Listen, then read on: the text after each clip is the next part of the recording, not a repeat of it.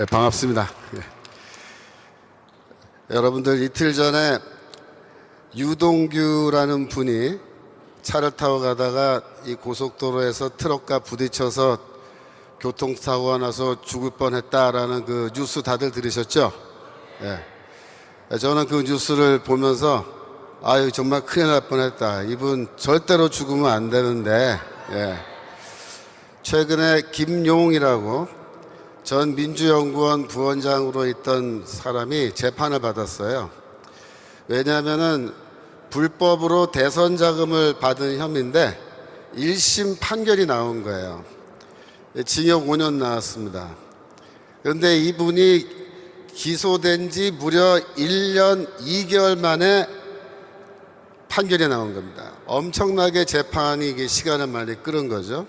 원래 선거법 관련돼 있는 이런 재판은 6개월 안에 판결이 나도록 그렇게 법으로 규정이 되어 있는데도 재판부에서 판결을 내리지 않고 판사들이 질질 끌고 또 이렇게 서로 미루다가 결국 1년 2개월 만에 판결이 나왔는데 이 재판에서 결정적으로 증언을 해서 이 김용이라는 사람이 유죄 판결을 받게 만든 분이 누구냐면은 바로 이 유동규라는 분이에요.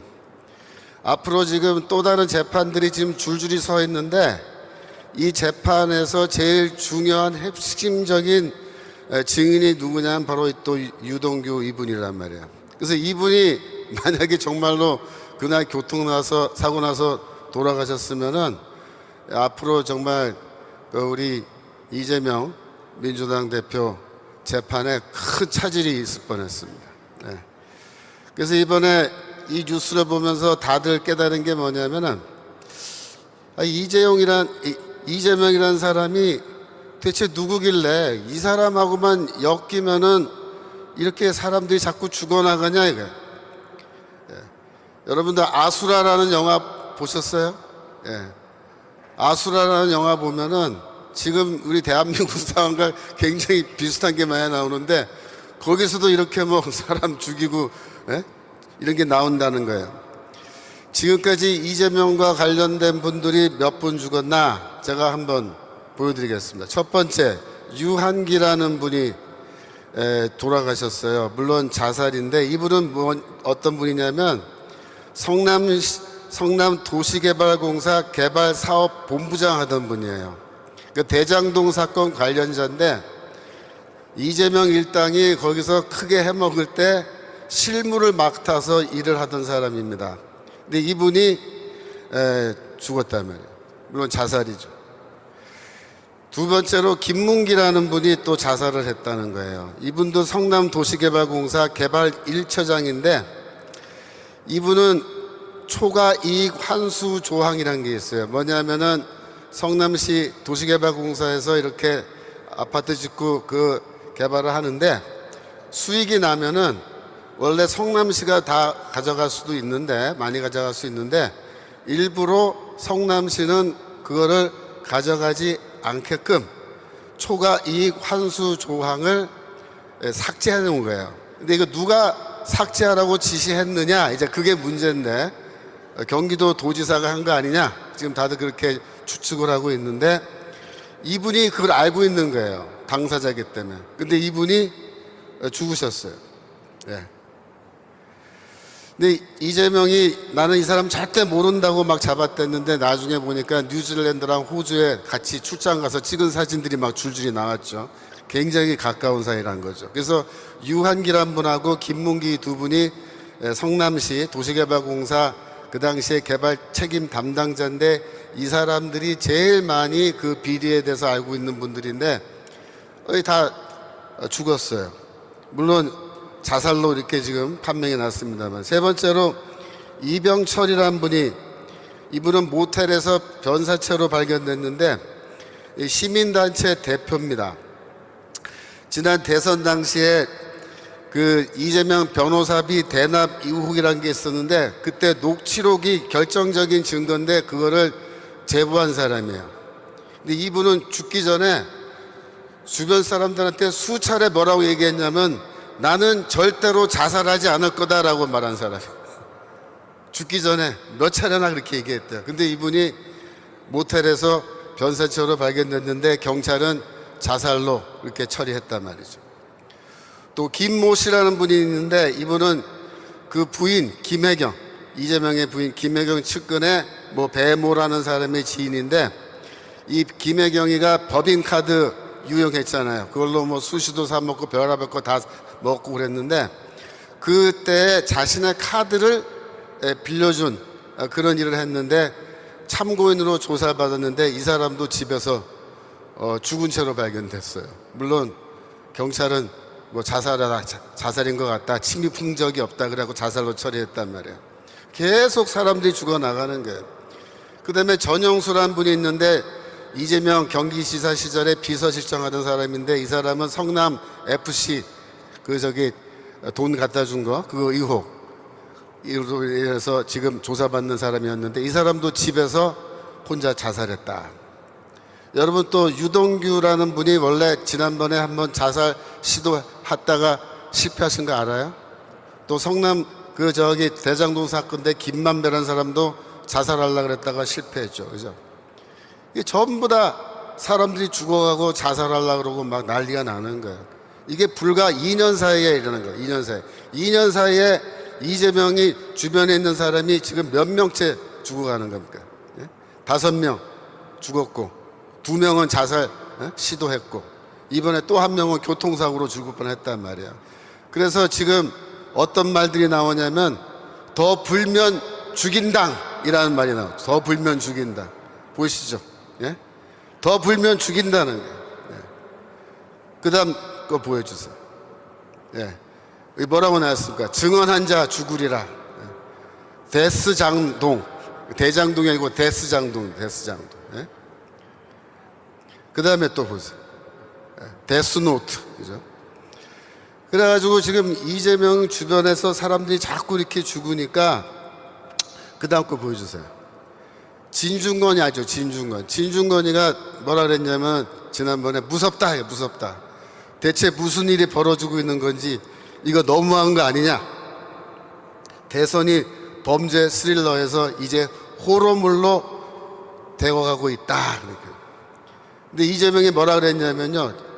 나는 권력은 잔인하게 써야 한다고 믿는 사람이에요 라고 자기 입으로 이런 말을 했어요. 예. 소름 끼치는 우연이라고 말합니다. 소름 끼치는 우연. 우연히 죽었다고 말하기에는 계속해서 죽어나가니까 이거 너무 소름 끼치는 거 아니냐 이거죠. 어떤 사람은 자살로 그렇게 판명해 놨지만요, 이 자살이라는 게 사실 어떤 면에서는 협박을 당해서 자살할 수도 있는 겁니다. 예를 들어서 가족을 가지고 협박을 하면요, 내가 너 이렇게 안 하면 네 와이프, 네 자녀들, 네 딸, 네 아들 어떻게 하겠다 이렇게 협박하면은 한국 남자들 대부분이 가족을 위해서 자기 목숨 던질 수 있습니다. 예. 그럴 수도 있다 이런 말이에요. 그러니까 그 사이에 대체 무슨 일이 일어나는지 모르지만 너무도 희한하게 계속해서 사람이 죽어가는데 도대체 이 이재명이라는 사람이 어떤 사람이기에 계속해서 주변 사람들이 이렇게 자살하고 죽어나가냐. 자, 이재명 씨의 그 경력을 좀 말씀드릴게요. 이재명이라는 분은 저랑 나이를 비교해 보니까 저보다 1살 적더라고요. 거의 제 나이 또래요. 60대 지금 초반인데, 이분은 1986년도에 중앙대 법대를 졸업했습니다. 그래서 편입으로 들어가서 빨리 졸업을 했어요. 그러니까 86년에 대학을 졸업했으면요, 86년이 주사파가 이제 막 대학교를 휩쓸려고 하던 시절인데 이분은 2월 달에 졸업을 한 거예요. 그러니까 이재명 대표는 제가 보기에는 대학 다니면서 주사파의 물을 먹거나 그런 분은 아니에요. 같은 해에 사법고시에 합격했습니다. 그래서 1989년에 사법연수원 18기로 졸업을 하고 곧바로 민주화를 위한 변호사 모임 민변에 가입을 했어요. 그리고 2003년도에 성남시로 와가지고 거기서 성남시 참여연대라고 하는 그 좌파단체죠. 거기 집행위원장을 하면서 성남시에서 시민운동을 하기 시작했어요. 변호사로서. 그러다가 좀 어려운 일을 많이 경험해요. 나름대로 뭐 시민운동 하려고 그랬는데 잘 안 됐어요. 그래서 이분이 무얼 결심하냐면, 내가 이렇게 시민운동해서는 도대체 이거 안 되겠다. 나는 아예 정치인으로 정당에 들어가서 내가 일을 해야겠다라고 해서 2005년도에 열린 우리당에 당원 가입을 합니다.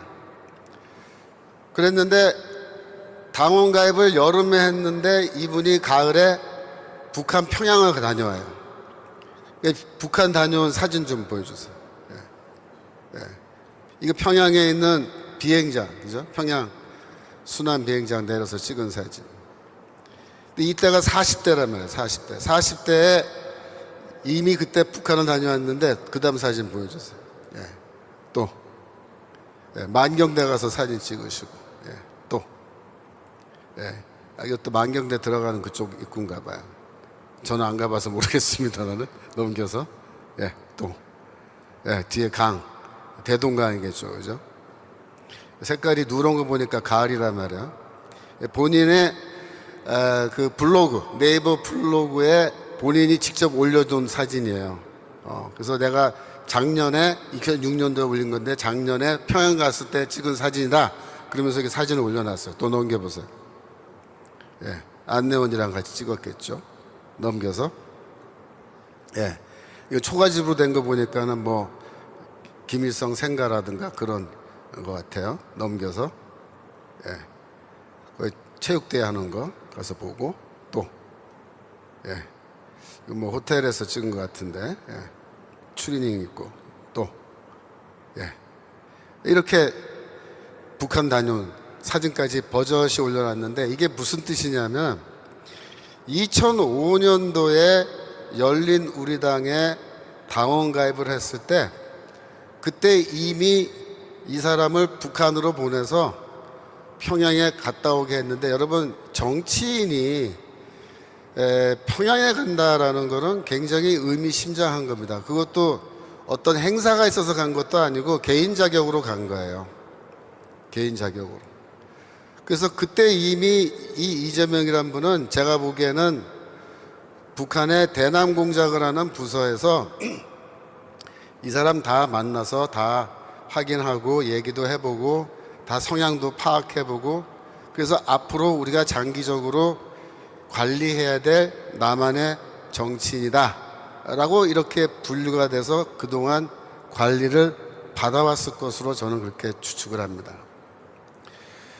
이분이 2006년도에 성남시장에 첫 번째 도전했는데 떨어져요. 그때는 낙선합니다. 2010년도에 다시 재도전했는데, 그때 민노당의 이 김미희라는 분이 민노당 대표로 성남시장 후보로 이렇게 출마해 있었어요. 서로 경쟁 관계인데, 그때 당시에 이 김미희라는 분은 소위 말하는 경기동부연합의 대표로서 성남시 시장에 출마한 겁니다. 경기동부연합은 제가 좀 이따 더 설명을 드리겠어요. 근데 하여튼 이 김미희랑 이재명이 같이 나왔는데, 이 김미희와 그 경기동부연합 분들이, 야, 이번에 우리가 이재명 이 변호사님을 시장으로 한번 시켜드리자. 그렇게 이제 해가지고 김미희가 후보 사퇴를 해버려요. 김미희한테 그 당시 경기동부연합 이 최고 지도자가 이석기인데, 이석기 아시죠? 통진당. 이석기가 아마도 이제 그렇게 얘기했을 거예요. 김미희가 사실 랭킹이 높아서 웬만하면 이렇게 사퇴를 할 리가 없는데, 이석기가 아마 얘기했을 거예요. 그러면 사퇴합니다. 무조건.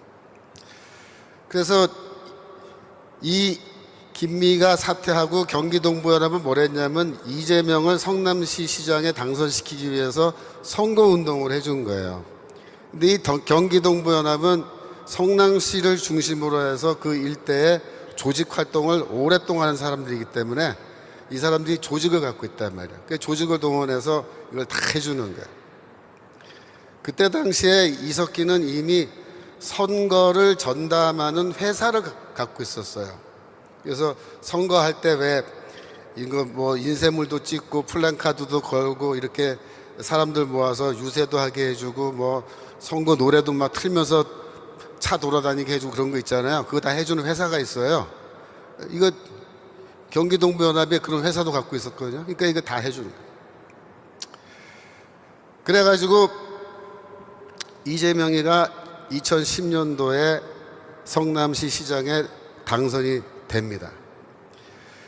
그래서 이재명이와 이 경기동부연합과의 이 관계가 그때부터 시작이 된 거예요. 그때부터 어떤 관계냐면은 이 기생충과 숙주의 관계입니다. 여러분, 기생충이라는 거는요, 숙주가 있어야 돼요. 이 경기동부연합, 이게 진짜 주사파거든요. 이 진짜 주사파들이 기생충인데 얘네들이 뭘 해먹으려면 숙주가 있어야 되는데 숙주가 뭐냐면 이재명이가 숙주인 거예요. 그래서 이재명이를 통해서 이제 경기동부연합이 해먹기 시작하는 거죠. 그래서 이 경기동부연합이라는 사람들은 진짜 진성 주사파이면서도 얘네들은 생활형 주사파예요. 그래서 돈을 벌어가면서 밥을 먹어가면서 자금을 모아가면서 우리가 혁명운동을 하자, 이런 원칙을 갖고 있는 친구들이기 때문에 이 사람들은 다 회사를 만들고 이래서 이제 뭘 하려고 그랬는데 마침 이재명이라는 분이 성남시 시장에 탁 됐단 말이에요. 그러면 시에는요, 각종 이권 사업이 많이 있습니다. 한 가지 예를 들어서 여러분 그 새벽마다 쓰레기 수거해 가는 거 있죠? 그게 다 시에서 하잖아요. 근데 이제 시장이 누가 되면은 이거를 예를 들어서 이 사람이 지금까지 해왔는데 너 이제 그만해 하고서 이제부터 네가 해, 이렇게 할 수 있거든요. 그래서 각종 이권 사업을 결국 누구한테 몰아줬겠어요? 이 경기동부연합 사람들한테 계속 많이 몰아준 거예요. 그래서 경기동부연합이라는 사람들은 한편으로는 혁명운동을 하면서도 한편으로는 이렇게 이권 사업을 잘 하면서 혁명 자금도 계속해서 모아가고, 그게 영향력이 굉장히 커진 거죠. 그래서 이 2018년도에 이재명이가 그러니까 이재명이 경기도지사를 성남시장을 2번 해먹어요. 8년간. 근데 그 사이에 어떤 일이 일어났냐면은 2012년도에 국회의원 선거가 있었는데 그때 통진당, 통합진보당이 이제 후보를 내가지고 걔네들이 당선이 돼서 국회의원으로 배치 달고 국회에 들어간 일이 생겼죠. 그때 이정희, 뭐 이석기, 김재현 등등이 이렇게 들어간 겁니다. 그래서 그 사람들이 정말 이게 위험한 사람들인데 국회에 들어가서 국방위원회 이런 데 들어가가지고 기밀 자료까지 다 이렇게 요청해서 보고 뭐 별짓 다 한 거죠. 다행스럽게 2013년도에 통진당 내란 음모 사건이라 그래서 사건이 터졌는데, 그 사건이 뭐냐면은 이 이석기하고 소위 말하는 자칭 혁명가라는 사람들이 150명이 저기 합정동에 있는 성당 지하실에 모여가지고 회의를 한 거예요. 회의 내용이 뭐냐면은 머지않아서 이제 혁명적 상황이 곧 발생할 텐데 이제 그런 상황이 되면은 우리가 뭘 하면 좋을지 각자 해야 할 일들을 정해주고 그 일을 하기 위해서 뭐 무기를 만들면 무기를 만들고 폭탄 제조하건 폭탄 제조하고 그런 걸 논의한 거예요. 이 통진당 이 아로 사건이란 건요, 굉장히 특이한 사건인 게 그동안에 지하에 숨어서 이렇게 지하 활동을 하던 이런 혁명가들한 사람들이 드디어 이제는 지하에 있는 게 아니라 지상으로 올라와서 그것도 공개적으로 이렇게 모여가지고 얼굴과 얼굴을 맞대고 자기 실명으로 회의를 한 겁니다. 근데 이거는 원래 좌익 활동을 하는 사람들 사이에서는 절대 하면 안 된다라고 하는, 그래서 이건 보안을 철저히 해야 되기 때문에 절대로 하면 안 된다고 하는 그런 방식으로 그렇게 회의를 한 거죠. 그건 뒤집어서 말하면 무슨 뜻이에요? 이제는 그렇게 해도 된다라는, 그렇게 해도 된다. 이제는 혁명의 시기가 무르익어서 우리가 굳이 뭐 지하에 숨어서 이렇게 하지 않아도 된다라고 스스로 판단해서 그렇게 한 겁니다. 그때부터 이미 그 이전부터 이재명과 이 경기 동부연합은 2010년도부터 이렇게 자 관계가 시작됐는데, 마침 그때 통진당 내란 음모 사건이 터져서 통진당 해산되고 그랬잖아요. 그러니까 우리는 경기 동부연합이 이제 저렇게 한 방 맞았으니까 이제는 좀 시들해지겠거니 조용해지겠거니 그렇게 생각했지만 절대로 그렇지 않죠. 그 당시에 150명이 모였는데 몇 명이 잡혀갔을 것 같아요? 구속된 사람이 150명 중에 몇 명일 것 같아요? 이 150명이 전부 다 뭐냐면 사회주의 운동, 공산주의 운동하는 종북 좌파 혁명가들이란 말이에요. 그리고 그날 모의한 내용은 혁명적 상황이 발생하면은 압력밥솥으로 폭탄 만들고 사제 권총 만들고 그래가지고 우리 사회의 기관시설, 전기, 전화, 통신, 유리 저장고, 그 다음에 이 수돗물 만드는 이 시설들 이런 거 전부 다 습격해가지고 거기에 뭐 불을 지른다든지 폭탄을 던진다든지 파괴하고 뭐 독극물을 탄다든지 이런 것들을 논의했는데 그 150명 중에 몇 명 잡혀갔을 것 같아요? 구속된 사람. 예? 7명 구속됐습니다. 7명. 그러니까 143명은 그냥 내버려 둔 거예요. 근데 저는 그것도 참 이해가 안 돼요. 어떻게 그런 사람들을 겨우 7명만 잡아오고 143명은 그냥 계속 활동하게 내버려 뒀냐 이거죠. 여하튼 이석기가 감옥에 갇혀 있는 상황에서 이제 2018년도에 이재명이는 경기도 도지사에 도전합니다. 그래서 당선되죠. 그때도 여러분 생각해 보세요. 누가 이 이재명의 선거운동을 해줬겠습니까? 이 경기동부연합입니다. 경기동부연합이 지금은 세력이 엄청 커졌어요. 그래가지고 경기도에만 있는 게 아니에요. 예. 경기도를 넘어서서 이제 전국적인 조직 갖고 있고, 이미 민주노총의 지금 노조위원장이 경기동부연합 출신이잖아요. 예. 이 경기동부연합에 대해서 말씀드리면은 이 주체사상이라는 거는 사실 80년대 초반만 해도 이 대학가에 그런 게 없었습니다. 제가 81년도에 대학 입학해서 제가 이렇게 지낼 때 뭐 주체사상 이런 거 얘기 안 했습니다. 제가 3학년 때 강제로 휴학을 당하게 돼가지고 제가 군대 가게 됐어요. 그래서 군대 전방부대 가서 제가 복무하고 제대를 하고 이제 85년도 12월 달에 제가 제대를 했어요. 제가 제대한 날짜가 12월 12일이에요. 12. 요즘에 서울의 봄 때문에 난리던데, 요즘에 그거 보고서 젊은 사람들 중에 전두환 장군 멋있네 이러면서 저런 사람 왜 또 한 번 안 나오나 이렇게 하는 사람도 많대요. 제가 그때 85년 12월 12일에 딱 집에 왔는데 일주일도 안 돼서 이제 제 친구들하고 다 만났죠. 만나서 이제 서로 뭐 잘 지냈냐 이렇게 인사하는데, 뭐 친구들이 저기 심심한데 이런 거 좀 읽어보라고 이런 뭐 책 같은 거 몇 권 주고 갔어요. 그래서 집에 와서 이제 방에 들어누워서 겨울이니까 이게 들어누워서 이제 책을 본 거예요, 제가. 근데 보는데 책에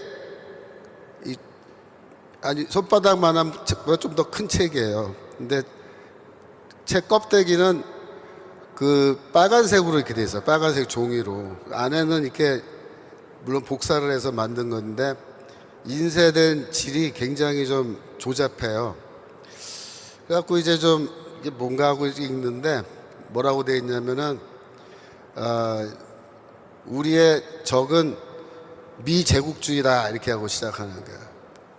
우리가 싸워야 할 적은 군사 독재가 아니다. 군사 독재. 군사 독재가 아니고 미국 제국주의가 우리의 적이다.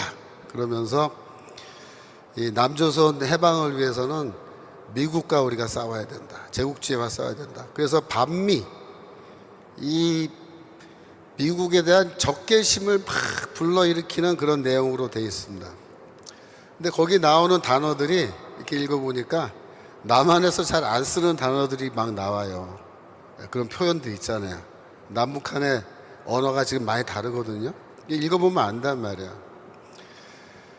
그래서 제가 쭉 보니까 이거는 남한에서 만든 건 책은 아닌데 이게 어떻게 해서 들어왔나 궁금하기도 하더라고요. 근데 하여튼 책을 이제 쭉 다 봤죠. 그리고서는 이제 그해 겨울이 지나갔는데 새 학기가 돼서 학교에 이제 복학을 해서 갔단 말이에요. 딱 가서 이제 공부를 하려고 들어갔는데 애들이 다 이상한 거예요. 이상한 거.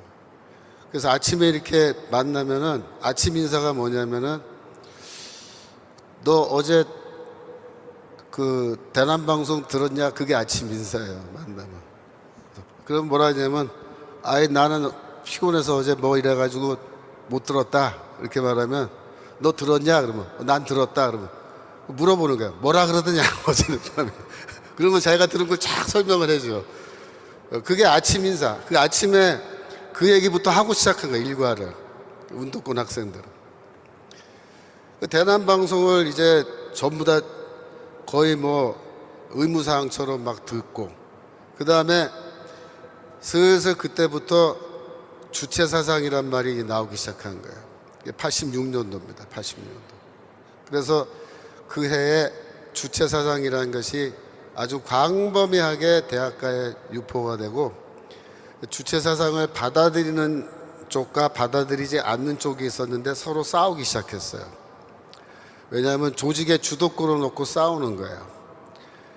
그래서 주체사상을 이제 갖고 들어온 애들은 예를 들면 3학년이나 4학년에 주사파 리더가 딱 있으면요 1, 2학년들을 먼저 다 장악을 해요. 주사파로 다 교육을 시켜놓고 걔네들을 딱 데리고 이제 싸움을 시작하는 거예요. 그래서 선배들을 쳐내는 거예요. 이런 식으로. 그때 주사파와 비주사파 간의 이 싸움을 뭐라 그러냐면 사상투쟁이라는 거예요. 줄여서 사투라고 합니다. 사투. 사투는 뭐냐면은 그 운동권 조직의 주도권을 놓고 싸우는 거예요.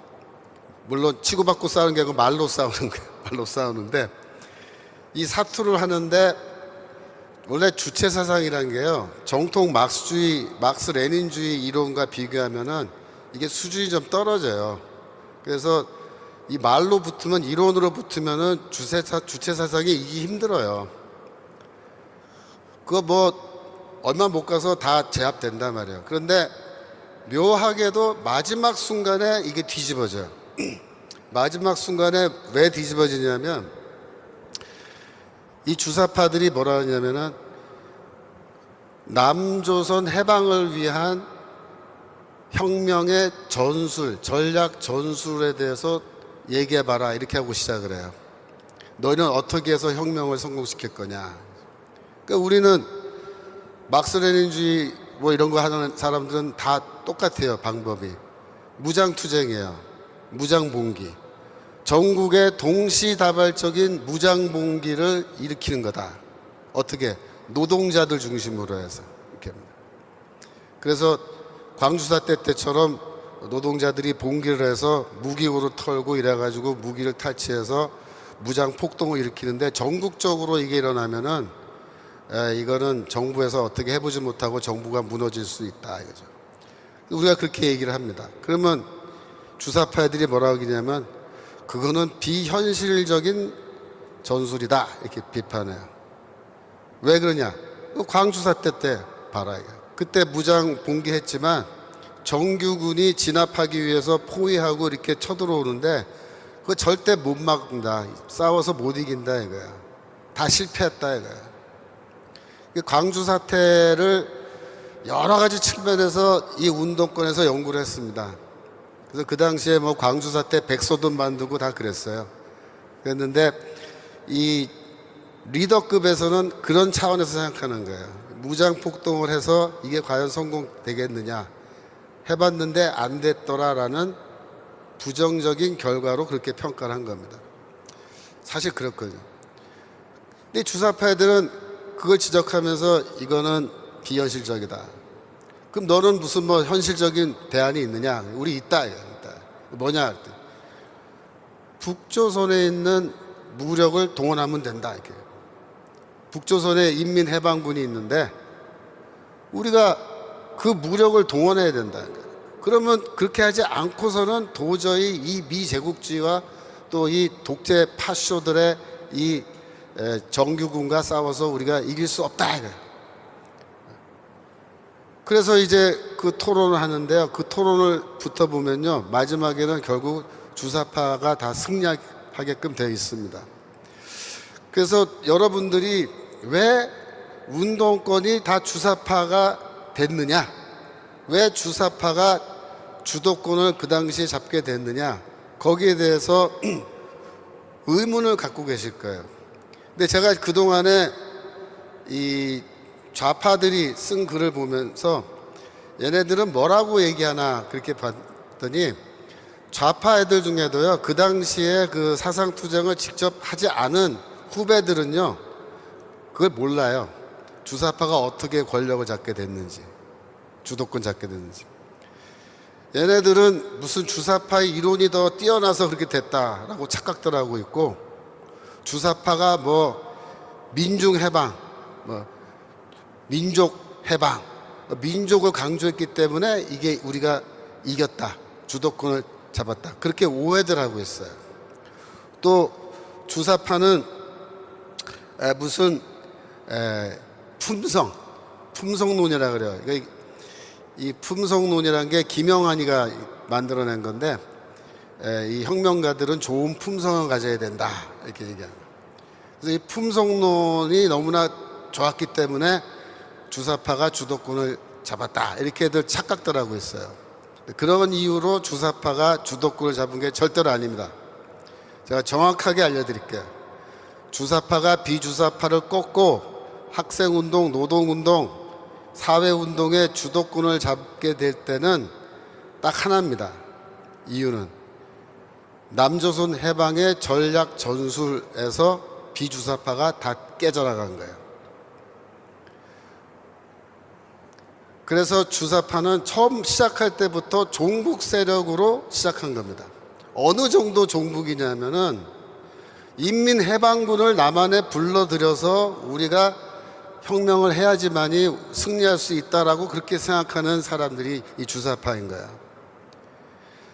그래서 비주사파와 주사파 사이에는요, 사실 엄청난 차이가 있습니다. 똑같은 뭐 빨갱이들이지만 상당한 차이가 있는 거예요. 예전에 저 같은 사람은 그래도 북한은 아니다 이거예요. 북한은 아니다. 저 북한 사회도 저게 해방돼야 될 사회지, 저게 제대로 된 공산주의 사회는 아니다라고 생각한 거거든요. 결국 어떻게 됐습니까? 그 주사파 대부라고 하는 김영환이가 평양 2번인가 갔다 오고 나서 이건 아니다 그래가지고 그 본인이 전향을 해버렸잖아요. 가서 직접 보고 나서. 그것도 한심한 거죠. 꼭 가서 봐야 합니까? 이거 꼭 찍어 먹어봐야 이게 똥인 줄 아냐고요. 딱 보면 알지 이게. 한심한 거죠, 주사파들. 주사파들이 자기들이 이제 주도권을 잡고서 어떻게 했냐면은 그 다음부터는 아예 학교에 이 그 지하 서클, 언더 서클이라 그래요. 그런 걸 다 없애버리고 이걸 대중화해야 된다. 그래가지고 각 학과로 다 들어가서 학과에서 학습부장, 뭐 무슨 부장 이렇게 해가지고 1학년이 입학돼서 들어오면은 2학년이나 3학년들이 딱 붙들고 단체로 MT 데려가고 그 다음에 공부시킨 거예요. 소위 말하는 의식화 교육이죠. 의식화 교육. 그거를 아예 학과에서 다 시켜버렸어요. 그래가지고 80년대 학번과 90년대 학번이 여러분 다르다는 걸 알아야 돼요. 그게 왜 중요하냐면 그동안에 민주당이 이 80년대 학번들이 지금 주도권 갖고 지금 해왔잖아요. 근데 이재명이 지금 뭘 하고 있냐면 90년대 학번으로 물갈이를 하고 있는 겁니다, 지금.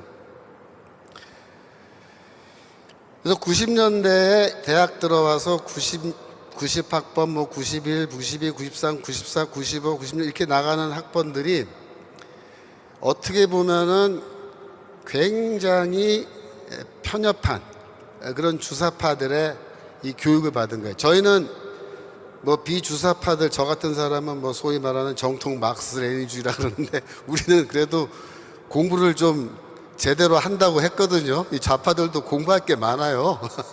별의별 거 다 공부합니다.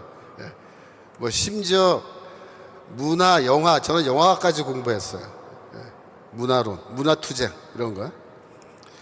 여하튼 그래서 이 주사파들이 1988년도에 전체 모든 걸 다 장악하고 그 다음에 민혁당이라는 걸 만들었죠. 민혁당, 주사파 조직. 그래서 민혁당을 만들었는데 김영환이가 97년도에 전향하면서 아무래도 이거 북한은 아닌 것 같다. 그래서 민혁당 해산을 결정하고 해산을 하자고 지도자를 모았는데 그때 강력하게 반대하면서 우리는 해산 안 한다라고 버틴 사람들이 누구냐면 이석기와 경기동부연합인 거죠. 그래서 제가 이 경기동부연합이 진짜 주사파라는 거예요. 왜? 나머지들은 김영환이 말 듣고 우리 주사파 안 할게. 그리고 많이 나가 떨어진 사람도 있다 이거예요. 물론 그때 경기동부 외에도 많은 또 다른 그룹들도 해산을 거부한 사람들이 있는데 대표적인 게 이제 경기동부연합입니다. 그래서 이 경기동부연합은 찐 주사파고 이 사람들은 그냥 지하 활동만 한 게 아니라 그러니까 통진당 만들어서 국회의원 배지까지도 달고 국회 다 들어가서 국회 뒤집어 놓기도 해본 사람들이고, 그죠? 그래서 이 사람들이 이재명이랑 딱 한 그룹으로 결탁이 되어 있는 겁니다. 그래서 이 사람들이 결국 이재명을 숙주로 해서 한편으로는 자기 세력을 확장해 나가는데 세력 확장해 나갈 때 제일 중요한 게 뭐냐면 첫 번째는 이념이에요. 강력한 이념이고 두 번째가 강력한 리더십입니다. 근데 이석기가 강력한 리더십 갖고 있습니다. 그래서 남한의 뭐 주석이다 그렇게 별명이 있었어요. 세 번째가 뭐가 필요하냐면 역시 모든 사업에는 돈이 필요합니다. 돈. 근데 이 사람들은 자금까지 확보했는데 이 성남시에서 해먹는 거를 이제 경기도 와서 해먹다가 이번에 터진 게 뭐냐면은 이게 대장동 사건이란 말이에요. 대장동 사건. 여러분 대장동 사건은 이게 어떤 종류의 사건이냐면요. 중국에서 중국 공산당이 해먹는 그 수법을 그대로 갖다 해먹은 거예요. 여러분 추미애 같은 사람이 왜 토지 공개념 주장하는지 아세요? 토지 공개념? 이게 다 중국 시스템이에요. 중국 시스템이 뭐냐면 사회주의 시장경제제도라고 그렇게 말합니다. 그래서 토지는 국가 거고 기간산업은 또 물론 국가가 소유하는데 시장경제제도를 도입해서 일단은 경제를 돌려서 이윤을 남기는데 그것도 역시 공산당이 다 해먹는 거죠. 근데 해먹을 때 제일 많이 쉽게 해먹을 수 있는 게 뭐냐면 땅은 국가 거니까 중국에서는 공산당이 땅을 쉽게 싼 값에 이렇게 빌려줄 수 있어요. 소유권을 준 게 아니라 사용권은 50년 뭐 이렇게 해가지고 빌려줘요. 그러면 내가 공산당 간부면은 내 가족 누구한테 이제 회사 하나 차려라, 이거 토지 개발 공사 하나 차려라. 그래갖고 내가 이제 쓱싹쓱싹 해가지고 땅을 싼 값에 임대를 받는 거예요. 아주 싼 값에. 예. 그래가지고 은행에서 이제 돈 빌려다가 자기 돈은 한 푼도 없어도 돼요. 사실 그렇게 해먹는데 해가지고 이제 아파트 짓고 뭐 하고 다 하는 거예요. 상가 짓고 뭐 해가지고 그죠? 그래갖고 이제 비싼 값에 분양하잖아요. 예. 그러면 그 돈이 다 어디로 갑니까? 내 주머니로 들어오는 거예요. 내 주머니로 공산당으로. 그렇게 해서 다 해먹는 거예요. 그러니까 중국이란 나라 전체가 다 해먹는 나라예요. 그래서 그걸 딱 보고 눈이 돌아간 놈들이 누구냐면 이 민주당 사람들이에요. 추미애가 그래서 토지 공개념 얘기하면서 이거 국가 소유해야 된다. 말은 좋아요. 공적 소유래요. 공적 소유. 공동 소유. 국가 소유죠. 국가 소유 해놓으면 누가 해먹어요? 이재명 같은 사람들이 이제 수없이 많이 나와서 다 해먹는 거야. 전 국토를 다 해먹는 거야. 그 분당에 그 저기 성남에 있는 그 조그만 땅덩어리 대장동 하나 갖고 이렇게 해먹었는데 여러분 생각을 해보세요. 그 수법 그대로 배웠다가 해먹은 건데 이거를 전 국토 대한민국 저 국토로 해먹는다고 생각해보세요. 예. 이해찬이가 지난번에 뭐라 그랬습니까? 우리가 정권 잡아서 앞으로 영원 무궁토로 우리가 정권 놓지 않고 계속 해먹어야 된다 그랬잖아요. 근데 그 말 딱 듣는 순간에 아 이놈들이 진짜 우리나라를 중국 같은 나라로 만들려고 하는구나 그랬는데 이게 그거예요. 그러니까 이재명이는 머리가 빨리 잘 돌아가요. 추미애 같은 사람은 국유화 해가지고 해먹자 그러는 그런데 이재명이는 국유화 하기 전에 이미 해먹은 거예요. 그러니까 이런 사람은 국유화 하면 얼마나 잘 해먹겠어요? 예. 이 사람 대통령 됐으면요 전 국토를 해먹었을지 몰라요. 예. 대단하죠. 예. 대장동 한 건으로 지금 가져간 돈이 얼마입니까 여러분? 예?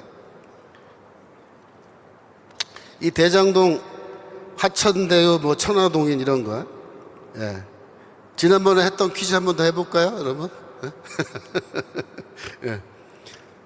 3억 투자한 사람이 얼마 벌어갔다고요? 3억 투자한 사람이 하천대유? 예? 3억 투자해서 얼마 벌어갔냐면 8천억? 예.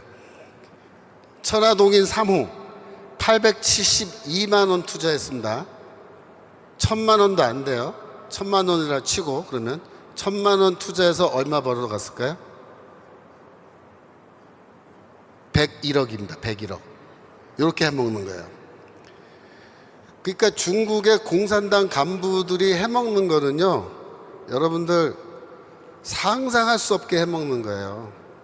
근데 꼭 그 스타일로 해먹은 거예요. 그래서 이거 뭐냐면은 성남시 개발공사에서 처음 만들 때부터 초과 이익을 환수하지 않겠다고 미리 선언을 해버린 겁니다. 그럼 누가 가져가요? 투자자들이 가져가는 거예요. 투자자들이 몇 명 되지도 않아요. 10명도 안 되는 것 같아. 예. 그거 다 주변에 아는 사람들이라고요. 예. 야, 너 해. 나도 좀 끼워줬으면 얼마나 좋았겠어요. 저도 1,000만 원 넣고 101억 했으면 저도 예? 팔자 고쳤어요. 황당하죠, 진짜. 그래가지고 이걸 해먹은 거예요, 이렇게. 그래서 지금 대장동 사건에 대해서 지금 재판을 물론 이제 하려고 기소를 하고 다 하려고 그러는데 지금 문제가 뭐냐면요. 이 재판이 열리질 않아요. 왜냐하면 일단 이 판사 싫다 그래갖고 바꿔달라고 하고요. 그 다음에 우리 국민 참여재판 하겠다고 또 해가지고 신청을 해가지고 그것도 된다 안 된다 가지고 1심, 2심, 3심도 가야 되고 별짓 다, 그 변호사 바꾸고 또 별짓 다 해요. 그래갖고 지금 뭐냐면 내년 총선 끝나서 이걸 하겠다는 거예요. 재판 받겠대. 내년 총선에서 만약에 민주당이 압승을 하면 그 다음에 대통령 선거도 자기들이 이길 것 뻔한 거기 때문에 판사들이 겁나서 서로 야 네가 해. 야, 나 안 해. 왜? 이거 유죄 판결 때렸다가 정권 바뀌면 난 차 몰고 가다가 트럭이 쳐서 날아갈 수도 있고 이거 모르는 거야. 이거 지금 무서운 거예요. 왜냐하면 아시죠? 아까 말씀드렸죠. 평양 다녀온 분이라는 거. 예, 무슨 말인지 아시죠? 표현 다녀왔기 때문에 지금 어떤 세력이 와서 어떤 공작을 하고 지금 뭘 하고 있는지 우리가 상상할 수 없는 일들이 벌어질 수도 있다는 거 여러분 한번 가능성을 열어놓으셔야 됩니다. 예. 그래서 이재명이가 이렇게 해먹었는데 검찰이 지금 그 돈이 다 어디로 흘러가서 어떻게 지금 관리가 되고 있고 어디서 사용됐는지 다 파악이 안 되고 있는 것 같아요. 발표도 지금 안 하고 있잖아요. 그래서 그 중에 일부는 지금 북한 보내려고 그죠? 쌍방울 통해서 이렇게 해놓고 그것도 지금 문제가 터졌죠. 여하튼 그래서 지금 이재명이는 어떤 입장이냐면 민주당 물갈이를 하겠다는 거예요. 이 물갈이가 어떤 물갈이냐 하면 586 세대, 소위 말하는 586 세대를 밀어내고 그 밑에 아까 말씀드린 90년대 학번인데 이 사람들은 70년대생이에요. 그래서 97 세대라고 벌써 이름이 붙었습니다. 97 세대로 물갈이를 하는데 이 사람들이 사실은 뭐냐면은 진짜 찐 이 주사파 경기동부연합의 이 세력들이 이제 드디어 민주당을 통해서 국회의원 빠지를 대규모로 달려고 하는 겁니다. 지난번에 통진당이라고 해서 달았더니 너무 표가 나서 이게 다 날아가 버린 거예요. 그러니까 이번에는 민주당 쪽으로 들어가서 쫙 나가서 민주당 의원으로 이걸 달면은 표가 안 난다 이거죠.